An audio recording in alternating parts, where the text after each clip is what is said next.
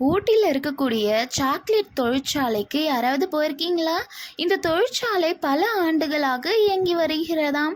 இங்கே ஒரு நாளைக்கு 500 முதல் 600 கிலோ வரைக்கும் சாக்லேட் வந்து தயாரிக்கப்படுறாங்களாம். புகழ்பெற்ற ஊட்டி ஹோம்மேட் சாக்லேட் தயாரிக்கிறதுக்கு ஃபஸ்ட்டு வந்து சாக்லேட்டை வந்து உருவாக்கப்பட்டு அது கூட சில ஃப்ளேவர்ஸ் எல்லாம் சேர்த்துக்கொள்கிறாங்க. அதுக்கப்புறம் வந்து குளிர்விக்கப்பட்டு ஒவ்வொரு வடிவங்களுக்கு ஏற்ப அந்த சாக்லேட்டை வந்து பிரிச்சுக்கிறாங்க.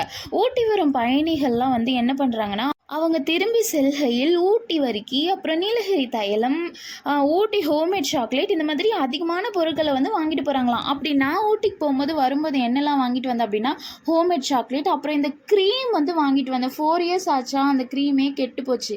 பார்க்குறதுக்கு எப்படி இருக்குது பாருங்கள், நல்லா அப்படியே ஏதோ உருகுன மாதிரி இருந்தது. நான் எதுக்காக அது வாங்கினேன்னா, ஸ்கின்னெல்லாம் நல்லா பிரைட்டாக ஒயிட்டாக தெரியணும், ஏதாவது ஒரு க்ரீம் கொடுங்க அப்படின்னு சொல்லி கேட்கும்போது, இது ஏதோ ஆல்மண்ட் க்ரீமாம்மா. அதனால் இந்த க்ரீமை வந்து கொடுத்தாங்க. பார்த்தா இப்போ எவ்வளோ கெட்டு போச்சு. 4 இயர்ஸ் ஆச்சுல்ல, கெட்டு போச்சு. ஃபஸ்ட்டு வந்து நல்லா இருந்தது. இந்த ஆல்மண்ட் க்ரீம் வந்து ஸ்டார்டிங்கில் யூஸ் பண்ணும்போது எப்படி இருந்ததுன்னா, ஏதோ ஆயில், கோகோனட் ஆயில் வந்து ஸ்கின்ல அப்ளை பண்ணுற மாதிரி இருந்தது.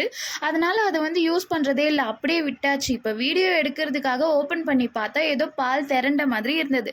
அப்புறம் என்னென்னா, ஊட்டியில் தயாரிக்கப்படும் ஹோம்மேட் சாக்லேட் வந்து மிகவும் பிரபலமானதாக இருக்கான். அதனால ஊட்டிக்கு வரும் சுற்றுலா பயணிகள்லாம் என்ன பண்ணுவாங்கன்னா, இந்த ஹோம்மேட் சாக்லேட்டை வாங்கிட்டு போகிறாங்க. வீடியோ பிடிச்சிருந்ததுன்னா லைக் பண்ணுங்கள். டாடா பாய்.